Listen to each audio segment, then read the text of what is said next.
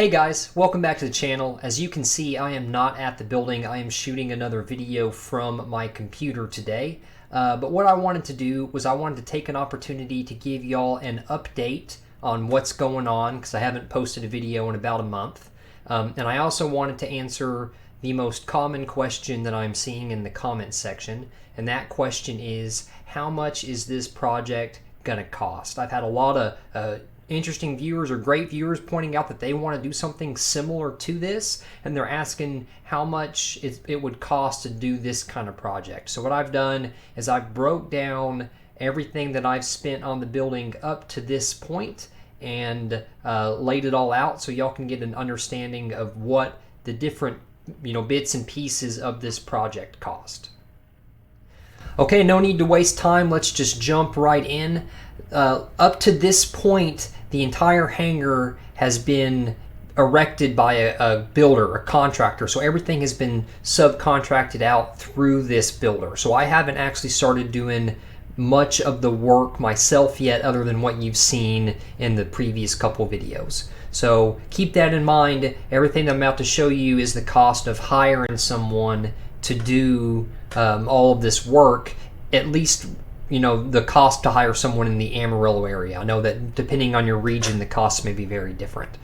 So I tried to group these into kind of subsections that kind of made sense to go together. So and I tried to kind of lay them out in chronological order for how the building was erected. Some of them have been moved around just so they make more sense where they are kind of stacked up. But this is a list of everything that I ended up paying to have a builder erect the building as it was last seen in my previous video, or in the picture that's behind me now. So all enclosed, the doors in, spray foam insulated, the electrical in the building, and the water and the septic are all done. So that is what I contracted out to a builder. So let's start at the top. So the dirt work cost $7,500 and the concrete slab cost about $2,300. So a little bit over 30 grand for the 50 by 60 slab.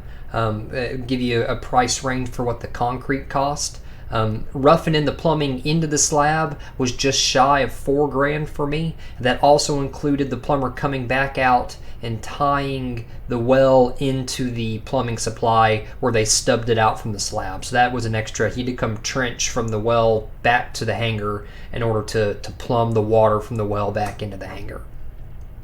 Now the metal building from Mueller ended up costing about 41 grand. So that is going to be more expensive than if you just bought a off-the-shelf 50 by 60 hangar. Or 50 by 60 metal building. I had a bit of custom engineering work done for the windows and the doors. In fact, I can show y'all some of that. So here is a sample of the engineered drawings that Mueller provided, and here you can see, they added extra supports around. This is one garage door. This is another garage door. This is the front door. This is a window, this is a window, and this is a window. And they added these extra kind of support girts or trusses throughout the building. Here is the the engineered opening for the hangar door itself. A little bit non-standard of the extra supports they had for this kind of top portion above the hangar door. The end cap wall with the two windows into the master bedroom. And then the other, I guess it's just a cross section of how the columns go. And then this is the last area where the windows into the kitchen. You can probably see it here a little bit better. We also had to modify, instead of just having your standard two 20-foot bays where your main columns kind of fall for a standard 60-foot building, we ended up moving those around. So this first bay is 20 foot 6 inches, this next bay is 22 foot 6 inches, and this last bay is 17 foot. And we did that so that this main column right here would fall in between these two garage doors. So that we did have some kind of custom modification work. So that kind of explains why the metal building itself was about $41,000.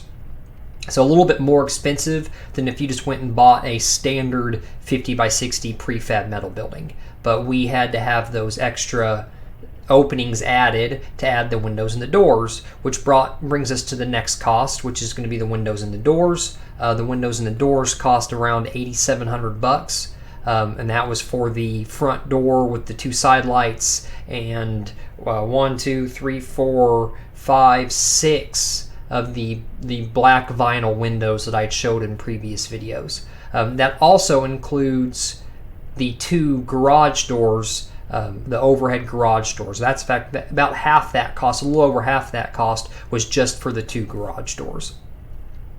And then a lot of y'all been asking about the hydraulic door as well. So I got my hydraulic door through Higher Power. It's a 42-foot wide by 14-foot tall hydraulic door, and they sold that to me for about $13,500. And that seems fairly reasonable. I actually saw someone in the comments who was paying something similar for a 40-foot door or a 38-foot door, something like that, but a pretty similar price. The kind of hidden cost with those hydraulic doors that you probably don't think about a lot is how much it costs to install them. So the installation labor to install that door was $6,000, and I called and got quotes from 3 different people on installing the hydraulic door, and it seems that $5,000 to $6,000 to install that door is a fairly standard charge, and something that you could maybe do yourself, but you would have to go rent a telehandler, a telescoping forklift or a SkyTrack, whatever you want to call them, or some scaffolding or something. It wouldn't be super easy to do. You would need at least a few guys and some heavy equipment to get it done. So instead of trying to install it myself, I just went ahead and had the builder install it for me. That gets us to the kind of add-ins into the building. Now that we have, the slab, the dirt work slab done, the building's been erected, I wanted to have electrical already pulled into the building from the pole. So trenching, adding the meter, running the electrical from the pole to the building, adding the load center with all of the breakers and everything, and then having the electrician go ahead and wire bay lights and outlets so I would have power to start working on the house. That whole process cost me about $11,500. So that's probably a pretty good estimate. He did have to trench all the way back to the pole, probably close to 250, 300 feet. So pretty good amount of trenching to get the power from the pole all the way to the house. And then the spray foam insulation. A lot of people have been talking about the spray foam insulation and how I was going to insulate this building. So as a reminder, I had the entire building and the the hydraulic door spray foamed, and then on the living half, everywhere that I frame up walls, I'm going to go ahead and put normal pink batted insulation on those walls too. So the whole building will have about 1.5 to 2 inches of closed cell spray foam is what we went with, and then the living portion, all the framed walls will have conventional fiberglass batted insulation that I'll install as well. The cost of the spray foam, and then they go ahead and have them paint all of that spray foam white just to kind of make it look cleaner and brighten up the shop, was just a hair under $12,000. And then we get to the stuff that you may or may not need to have for your project. For me, I am not on city water or city sewer, so I had to have a water well drilled and I had to have a septic system installed. So the water well cost $12,200, and the septic system cost $5,700. So that was the cost for essentially all of those services, and then the labor to erect the building, install all the windows and doors, not the hydraulic door, but installing all the stuff and erecting the building. The builder charged me just under $19,000 for the labor. So at this point into this building, we are just shy of $164,000.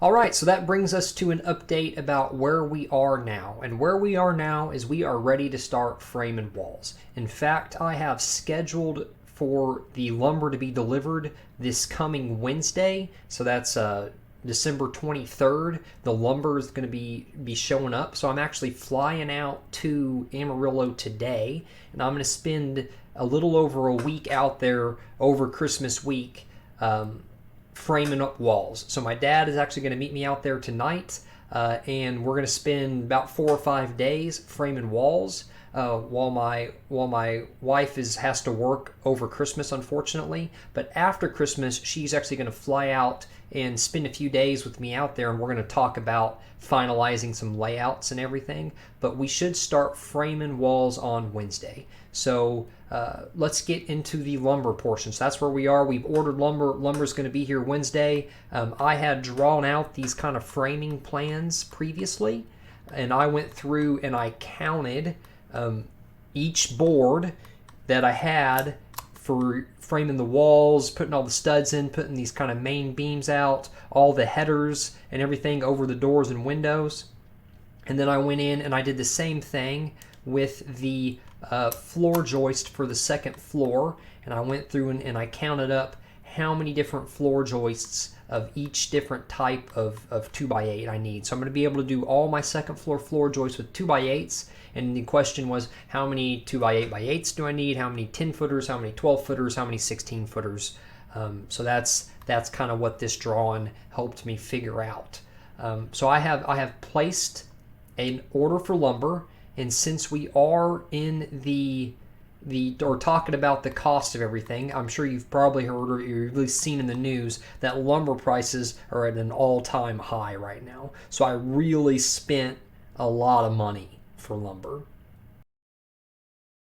This is the lumber order that I made. I got 32 by 4x12s pressure treated for the bottom plates on all my walls. I got 62 by 4x12 boards, 330 studs, 50 2x4x8s. You get the idea. I went through and I counted all that lumber like I showed on that previous screen, and then I added like an extra 10% to all of that. So I just tagged on some extra to have a little bit more, and then I placed my order. And so far, in order to do the complete framing out like I had showed on that previous screen, so all the walls framed out and the floor joist for the second floor done, I should have all of that lumber coming. I did not get any subfloor for the second floor coming out yet, so I don't have that included in the cost. But right now, my lumber, I've spent just under $8,000 on lumber, and that should be enough for me to get the whole living half framed out, except for the subfloor on the second floor. So probably, I mean, right now 3/4 inch plywood is $50-$60 a sheet. So probably add, another few $1,000s just in subfloor to be added on to that. But that is where we are right now. So that's where we stand. I'm headed out this week. I'm going to start framing. I will be shooting video while I'm framing, but the way that my schedule works and the way that my work schedule works, I probably won't be back to a computer to edit together another video until mid-January. So I'm going to go ahead and release this video today and be looking for my next video sometime next month, and that'll have framing all the walls. Hopefully, I probably won't get all the walls framed this next week, but hopefully get 2/3 of all the walls stood up, and I'll probably try and shoot a video about the septic while I'm out there, because I haven't shot a septic video yet. But that's it. That was this video, so thanks for watching. I appreciate it, and stay tuned, and I'll catch you on the next one.